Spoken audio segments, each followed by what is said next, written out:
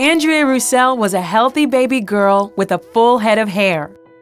Then at the age of 2, her hair started falling out in patches. By 4, she was completely bald. I always remember being bald.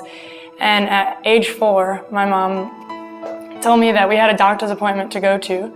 And I told her I did not want to go. I wanted to go to Brownies, Girl Scouts. She said, if this kid doesn't care, then okay. Andrea was diagnosed with an incurable autoimmune disease called alopecia.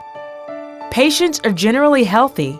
Their bodies just don't produce hair. I had wigs that were netted wigs, and I had to use double stick tape to keep them on, and you could really, they looked fake, you know, kind of like a Halloween wig, kind of. And then somehow my parents found out about a company called Hair Wonders, and they make molds.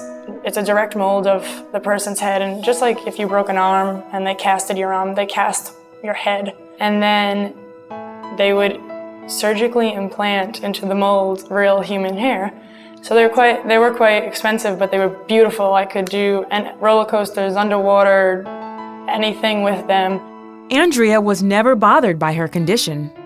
In my head, I just thought, like, well, nobody knows. I mean, you know, I have the wig on, nobody can tell. And to me, I had hair. I had perfect, you know, reddish-brown hair that I could put bows in, and I learned how to French braid. It was kind of an accessory. It was kind of like a shoe. When my sister and I would get ready for school, and my mom would be like, Katie, get up. Andrea, get your hair. Put your shoes on. Come on.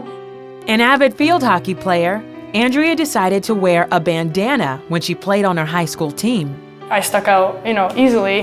And again, it wasn't a big thing for me, but I couldn't grasp that it really was such a significant thing to be 16 and walk around bald. Andrea went on to play field hockey for the University of Louisville. One August day, she was walking through the gym after practice when a stranger spoke to her. I heard a voice from behind me say, "Excuse me, ma'am." So I turned around. Yeah, I thought she was a cancer patient, and I felt compassion for her. And I know you don't know me. I just explained to him that I didn't have cancer, just had alopecia, and it was, you know, no big deal. And he said, you know, well, God thinks hair is important too. You know, do you mind if I still pray?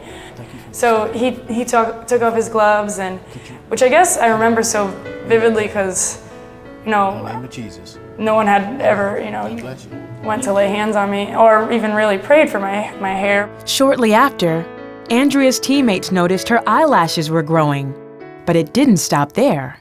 At the end of October, it just was so blatant. I mean, it was all over my head like a baby's coming in peach fuzz. It just kept growing, and I went back to, you know, and met, his name is Greg, with the janitor, and I was like, keep praying, look. God answered Greg and Andrea's continued prayers for healing.